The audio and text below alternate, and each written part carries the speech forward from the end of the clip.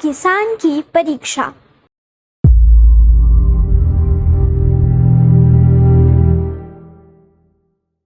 बहुत पुरानी बात है। कान्यकुब्ज में एक राजा राज करता था। एक बार उसे अपने खजाने की रक्षा के लिए कोषाध्यक्ष की जरूरत पड़ी।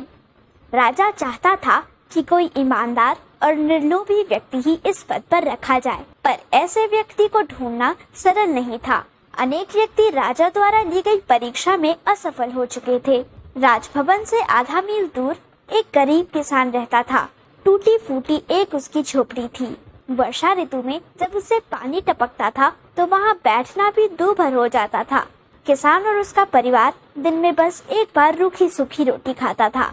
उसका सारा परिवार फटे पुराने कपड़े पहनता था। एक दिन किसान सुबह सुबह अपने खेत पर जा रहा था। सहसा उसकी निगाह झोपड़ी के द्वार पर पड़ी। उसके पास मिट्टी का एक सुंदर सा घड़ा रखा था।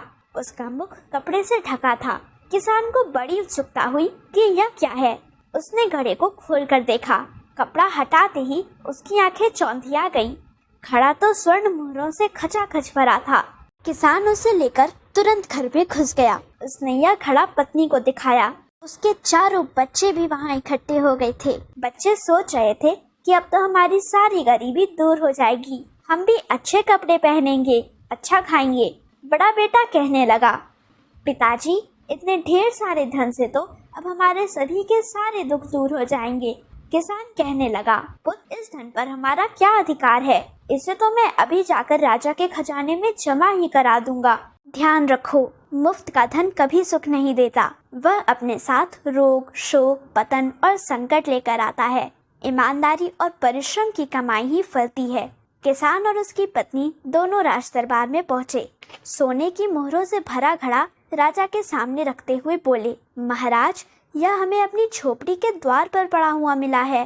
राजा ने देखा, एक कृषक अपनी पत्नी के साथ उनके सामने खड़ा यह कह रहा है। राजा ने बड़े गौर से उन्हें देखा।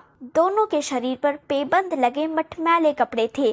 गरीबी उनकी वेशभूषा से साफ झलक रही थी। राजा बोला, क्या तुम्हें धन की जरूरत नहीं? पर हम ईमानदारी और परिश्रम से धन कमाएंगे। इस धन को मैं कैसे ले लूं? यह न जाने किसका है। दूसरे के धन पर मेरा क्या अधिकार है? इसलिए मैं इसे राज के खजाने में जमा करने आया हूँ। किसान यह कह रहा था। राजा कुछ सोने की मोहरें किसान की पत्नी को देता हुआ बोला, मैं तुम दोनों की इस ईमानदारी से बहुत खुश हूँ। लो, यह कुछ इनाम लो।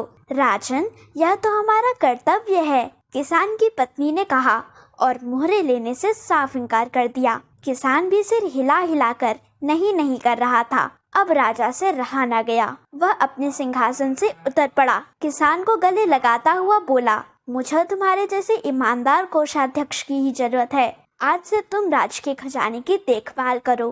किसान और उसकी पत्नी ने यह कभी स्वप्न में भी न सोचा था कि वे इतना बड़ा पद प्राप्त करेंगे। दोनों के मुख प्रसन्नता से चमकने लगे। यह तो उन्हें बहुत बाद में पता लगा कि उनकी परीक्षा के लिए वह घड़ा राजा ने रखवाया था। अन्य व्यक्तियों ने तो अपने द्वार पर घड़ा पाकर उसमें से मोहरें निकालकर उन्हें अपने अपने घरों में छिपा लिया था। राजा ने उन सब को चोरी के आरोप में कड़ी सजा दी थी। घड़े को जमा कराने वाला एकमात्र व्यक्ति किसान ही था। अगर आपको हमारी यह वीडियो पसंद आई हो तो इसे लाइक करें, कमेंट और शेयर जरूर करें और हमारे YouTube चैनल ऋषि चिंतन को सब्सक्राइब भी कर लें।